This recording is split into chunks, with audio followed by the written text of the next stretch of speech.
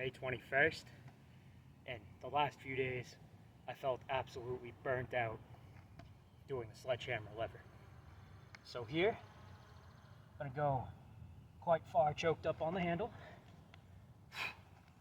enough where I can still do reps.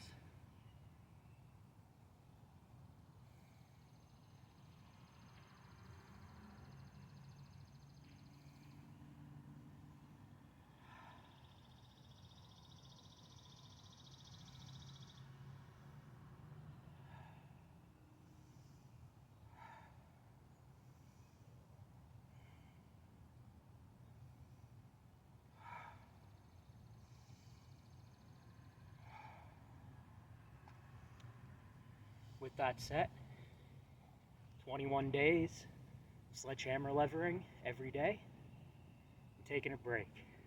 Not going to do them again at least until the 1st of June. But what I'm not dropping with Forever Intermediate every day is forearm day. I'm still doing the karate belt, arm wrestling inspired pump work. I'm 5 months in, just over 5 months in at this point. I feel that I'll give them a 6-month post on a slight delay, probably just to get my beard back. But starting last December, mid-month, $6 karate belt, lots and lots of reps, mostly on this pattern, pronation, thumb hooking the karate belt, inward rotation, and what helped my bottoms up pressing mobility, and might be the one that's made more forearm hypertrophy, external rotation, like so. And you could hold on to the belt. This makes it more demanding on the thumb, but overall I like it like this, putting the hand through, thumb under. Just doing lots and lots of reps. Pretty normal, 75 to 100 a set. I was using 7.5 pounds in standard plates up until very recently, upping it to 10.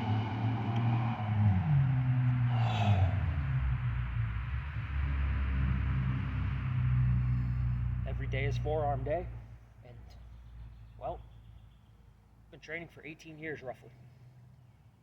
I've had more forearm hypertrophy in the last 6 months from using the karate belt. Mostly these two patterns, of which I am not doing enough high reps for it to be a good high rep set while talking to the camera. The third pattern, which I do very, very infrequently, slide the wrist through, put the belt through the hand like so. I clamp the thumb down, wrap the fingers in, and that's the raise.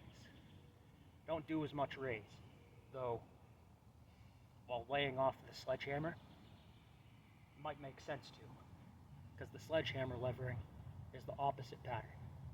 This is pulling into you, the sledgehammer lever is pressing out. It's the antagonist wrist motion.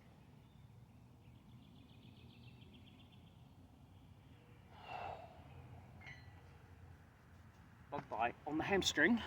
And today, I got some potentially life-changing good news.